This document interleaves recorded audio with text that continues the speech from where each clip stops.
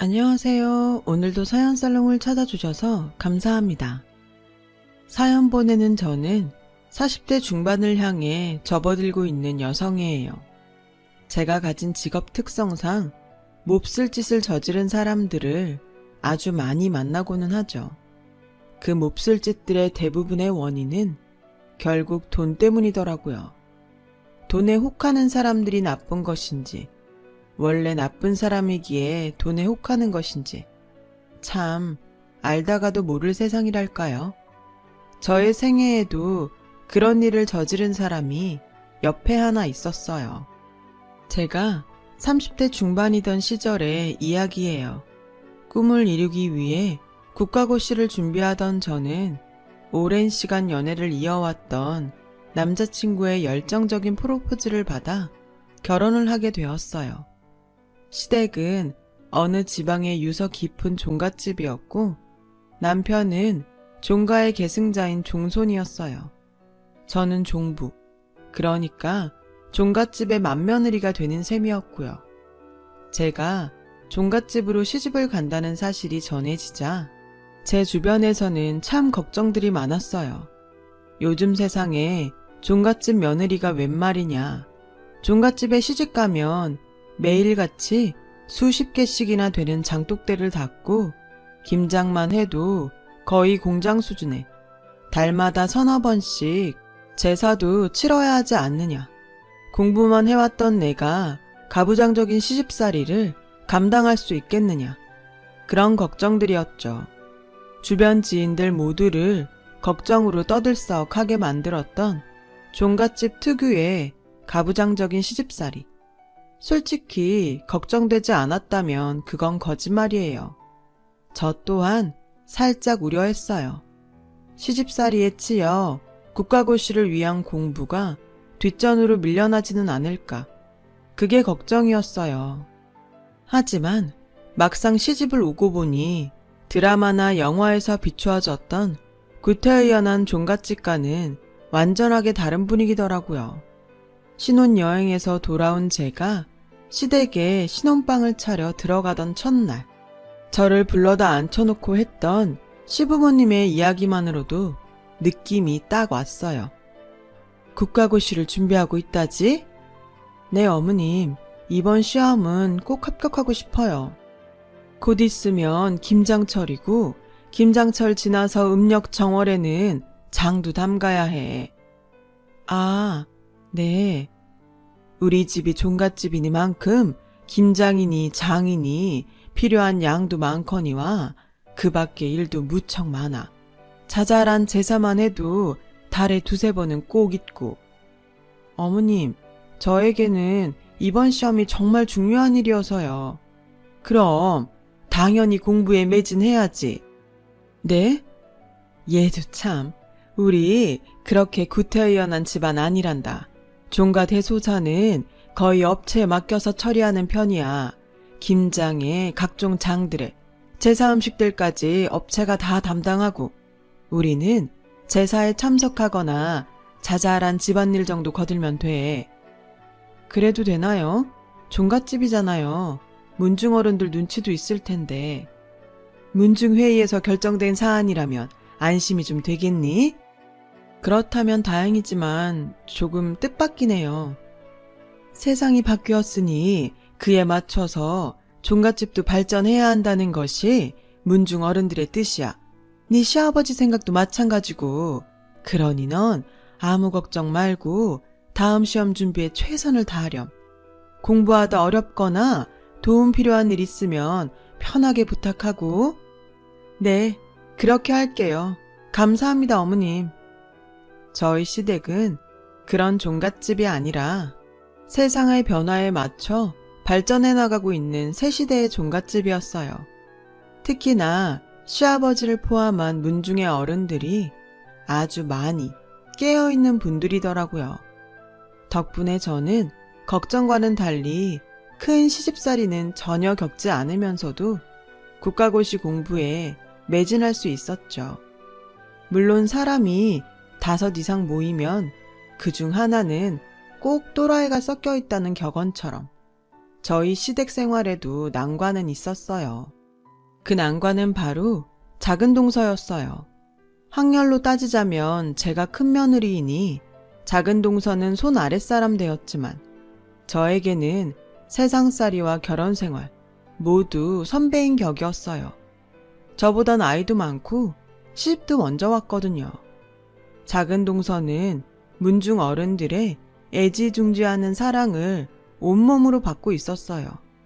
자연스레 작은 동서의 집안 내 영향력은 그야말로 종부 저리 가라였고요. 작은 동서가 문중 어른들의 사랑을 듬뿍 받을 수 있었던 건 아무래도 그놈의 여우짓 때문이지 싶었어요.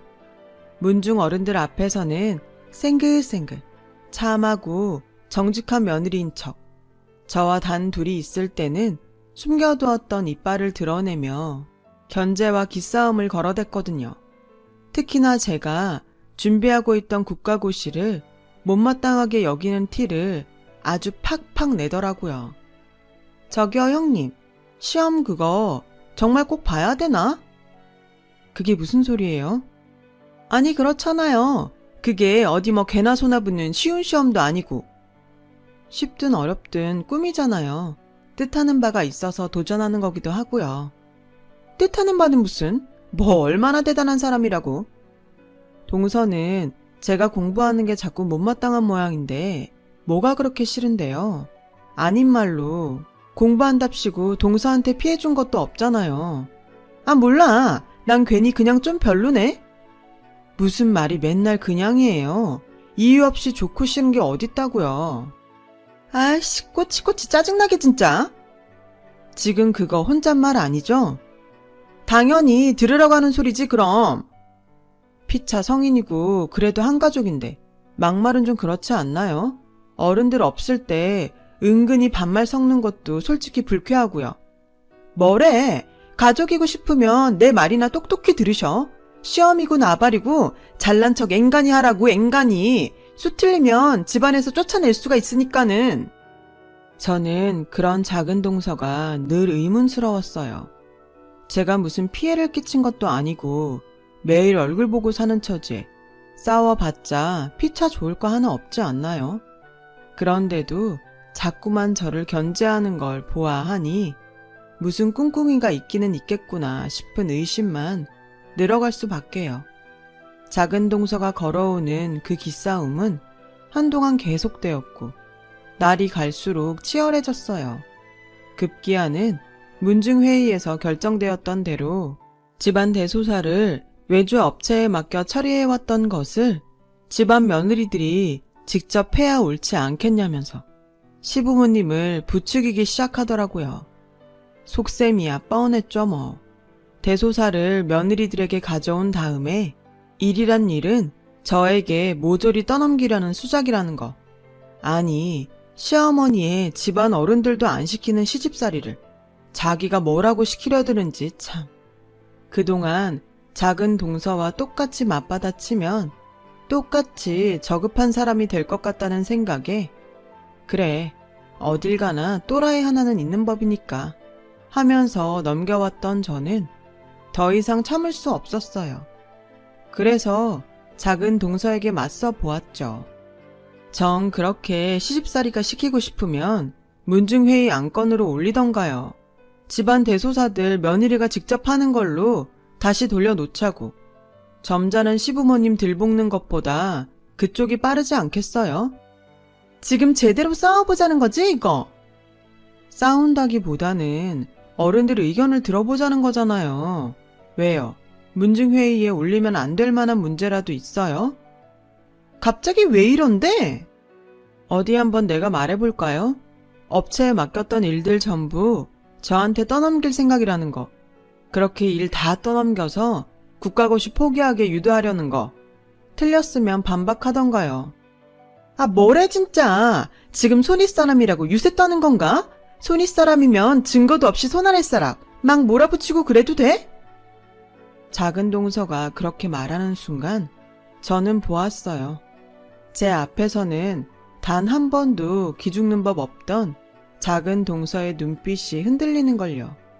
그래서 저는 내친 김에 한번 떠보았죠. 동서 지금 혹시 시아버님이 관리하고 있는 문중 재산 노리고 이래요? 선산이랑 뭐랑 다 합쳐서 100억 정도 간다는 그 토지? 그래서 제가 시험에 합격하면 안 되는 거고요? 아니죠. 아무리 여우짓을 해도 설마 그 정도까지 못된 사람은 아닐 거야. 그쵸? 어린 년이 말하는 꼬라지 보소 이거. 내가 너보다 나이를 먹어도 몇 살은 더 먹었고 결혼을 해도 몇 년을 빨리 했어. 까불지 마.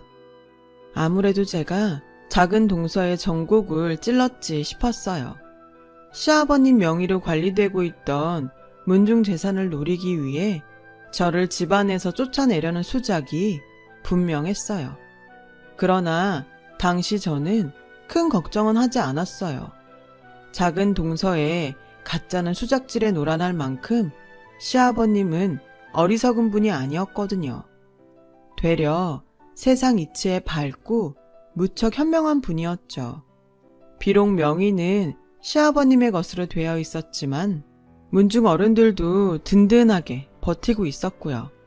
하지만 아무리 작은 동서의 수작에 큰 걱정은 하지 않는다 한들 작은 동서로부터 받는 스트레스까지 외면할 수는 없더라고요. 시부모님과 남편도 아무 말 없는 임신을 종용하지를 않나. 이따금씩 어쩔 수 없이 힘든 일이 생길 때마다 온갖 핑계를 대며 저에게 다 떠넘기지를 않나. 시부모님과 문중 어른들 앞에서는 여전히 참하고 정직한 며느리인 척, 가식이랑 가식은 다 떨면서도 저와 단 둘이 있을 때에만 해왔던 발언과 폭언 또한 갈수록 심해졌죠. 그때마다 저는 꿋꿋하게 맞서도 보고 때때로 종부이자 윗사람 자격으로 타일러도 보았지만 작은 동서의 뚝심은 대단하더군요. 물론 안 좋은 쪽으로의 뚝심이었지만요. 그렇게 옥신각신하는 날들을 보내는 사이 저는 알게 모르게 스트레스가 축적되었고 도무지 공부에 집중할 수 없었던 탓에 고대하던 국가고시에 낙방하게 되었어요. 저의 낙방 소식에 시부모님과 문중 어른들 모두가 위로를 건네었지만 단 한 사람만은 아니었죠. 누구겠어요? 말 하나마나 당연히 작은 동서였죠.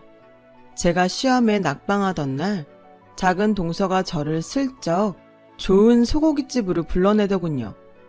그만하면 됐어요, 형님. 왜 그런 말도 있잖아요. 사람 살 길은 삼신할미가 점지해주는 것이라고. 그만큼 노력해서 안 됐으면 어차피 안 될 일이었으니 하는 셈 치면서 마음이나 편하게 살자고요. 쓸데도 없는 공부 같은 건 때려치우고. 에이, 인상 풀라니까는 내가 어디 뭐 싸우자고 불렀나? 같은 식구 입장에서 위로나 좀 해주려고 불렀지. 위로가 아닌 걸로 들려서요. 어머머머? 사람 참 위로가 아니기는. 비꼬는 거 맞죠? 뭐 그렇게 들렸다면 그렇게 듣던가. 그런다고 패배자 꼬라지가 달라지는 것도 아니겠지만. 동서.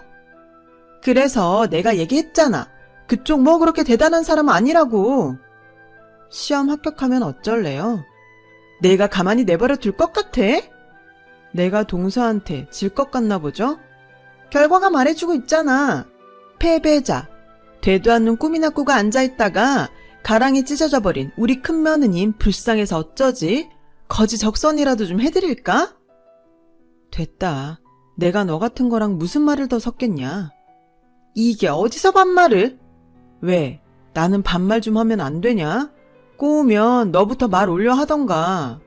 하긴 앞으로 몇 번이나 더 보겠다고 존댓말을 듣겠냐마는. 순간 작은 동서의 얼굴에 화색이 돌더군요. 지금 그 말 집에서 나가겠다는 얘기지? 착각하지 마. 똥은 더러워서 피하는 거야. 무서워서 피하는 게 아니라. 웃겨. 도망치는 주제에 변명은?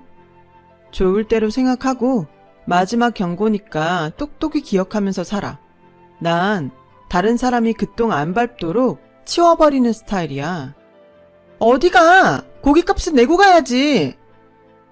진상도 가지가지 한다 정말. 그래, 먹고 떨어져라 아주. 그날로 저는 남편과 시부모님 그리고 문중 어른들 모두의 동의를 받아 분가에 나왔어요. 언젠가는 반드시 시험에 합격해서 작은 동서의 낯짝을 구겨놓겠다 다짐하면서요. 그렇게 분가한 이후로는 모든 일들이 순조롭게 풀리더군요. 스트레스가 없으니 저의 일상은 안정을 찾았고 남편과 단 둘만의 달콤한 신혼을 즐기는 한편으로 공부에 더욱 매진하게 되었죠. 덕분에 이듬해에 들어서는 1차 시험에 합격했고 이어지는 2차, 3차 시험에도 모두 합격했어요. 마침내 꿈을 이룬 저는 어마어마한 업무량을 소화하느라 정신없는 날들을 보냈어요. 제가 간신히 업무에 적응했을 무렵 의절한 작은 동서와의 인연이 뜻밖의 사건을 통해 다시 이어지게 되었어요. 정정하던 시아버님이 갑작스런 뇌출혈로 생사를 넘나들고 있다는 소식이었죠. 그와 동시에 흉흉한 소식 하나도 접하게 되었어요.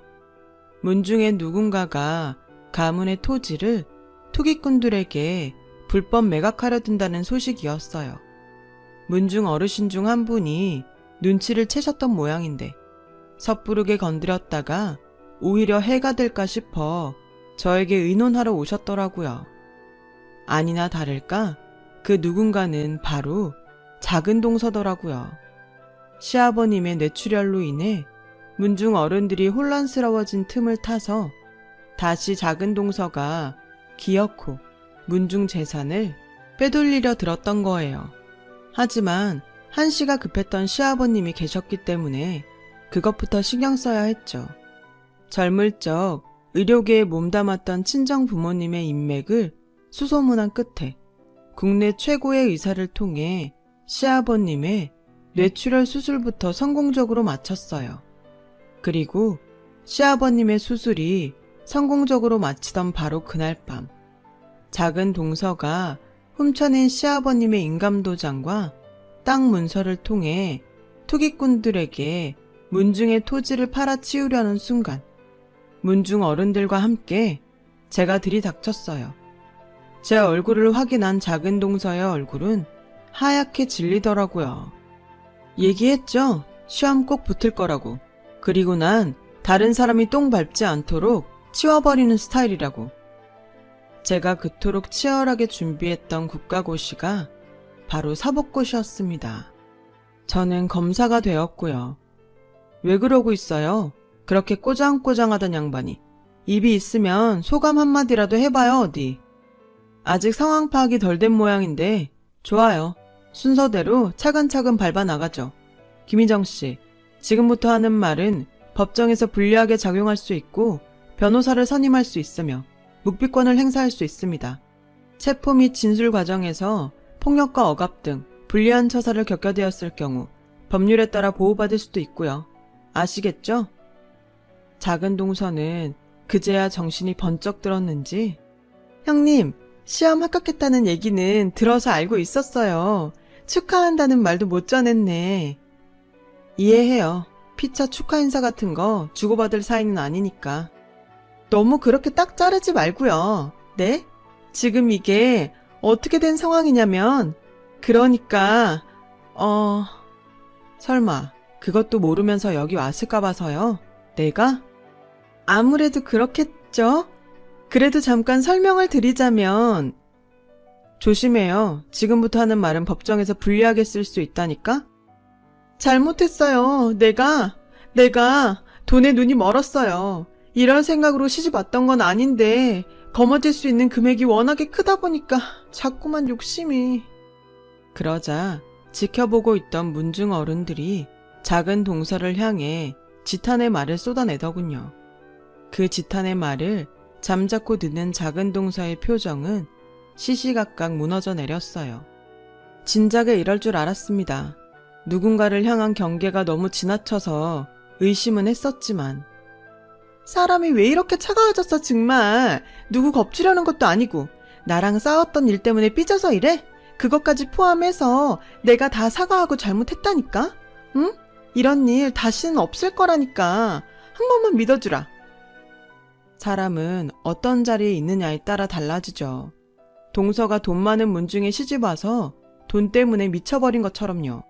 상황이 그렇게 만든 건지 동서가 원래 그런 사람인지는 잘 모르겠지만 형님 제발요. 한솥밥 먹던 가족이잖아요. 어쩔 수가 없네요 지금은. 얘라이? 그래 내가 도둑질했다. 다 빨아치우고 나 혼자 떵떵거리면서 잘 먹고 잘 살려 했어. 그래서 뭐 꼴랑 검사? 니깎게 어쩔 건데 변호사 불러. 어떻게 할지는 지금부터 차차 알아봐야 하지 않을까요? 잘난 척 하지 마. 그 큰 돈에 60만 번 안 품어본 사람 있을 것 같아? 어디 나만 그랬을 것 같아? 천만에. 다들 겁쟁이라 침만 흘렸을 뿐이지 속은 다 똑같았을 거라고. 반성의 여지는 없는 겁니까? 뭐? 주변을 한번 보시죠. 제가 정말 검사로서 이 자리에 왔다면 왜 검찰 수사관이나 경찰들이 아닌 문중 어른들을 대동하고 왔을까요? 그리고 체포영장은 왜 안 들고 왔을까요? 그 말 그대로였어요. 사실 저는 그 자리에 검사로서 간 것이 아닌 한 집안의 맏며느리로서 사태를 원만하게 수습하기 위해 나섰을 뿐이었거든요. 작은 동서에게 말했던 변호사를 선임할 수 있고 같은 말들은 작은 동서에게 지금의 사태가 범죄임을 명확하게 인지하게 만들기 위한 일종의 연기였을 뿐이고요. 그렇게 저는 작은 동서와 문중의 어른들께 말했죠. 얼굴 들고 잘 들어요 동서. 저는요 동서의 말에 동의합니다. 그 큰 재산에 60만 번 안 내본 사람이 어디 있겠어요. 사람은 불완전한 존재이니만큼 어쩌면 당연한 일인지도 모르죠. 그래서 오늘의 참사는 작은 며느리로 하여금 그 욕심에 행동까지 나서게 놔뒀던 우리 모두의 잘못이 만들어낸 불상사 아닐까요? 허면 종부의 생각은 어떻던가? 당장의 용서가 어렵다면 기회를 한번 줘보는 것은 어떨까요? 둘째 며느리 스스로 잘못을 뉘우치고 반성하는 삶을 살 수 있도록요. 잠시 이야기를 주고받으며 한참을 고민하던 문중 어른들은 비로소 저를 향해 고개를 끄덕였고 작은 동서는 눈물을 펑펑 쏟으며 문중 어른들을 향해 큰 절을 올렸어요. 앞으로 어떤 삶을 살게 될지는 모르겠지만 오늘 일 절대로 잊으면 안 돼요. 다른 욕심이 언제 또 들어서 동서를 망치려 들지 모르니까 지금의 마음 가슴 깊이 새겨야 해요. 고마워요. 정말 감사합니다, 형님. 그래도 다행이죠. 땅 팔아 치우기 전에 도착해서. 팔아버린 다음에 도착했으면 그때는 영장 발부 받아서 왔을지도요.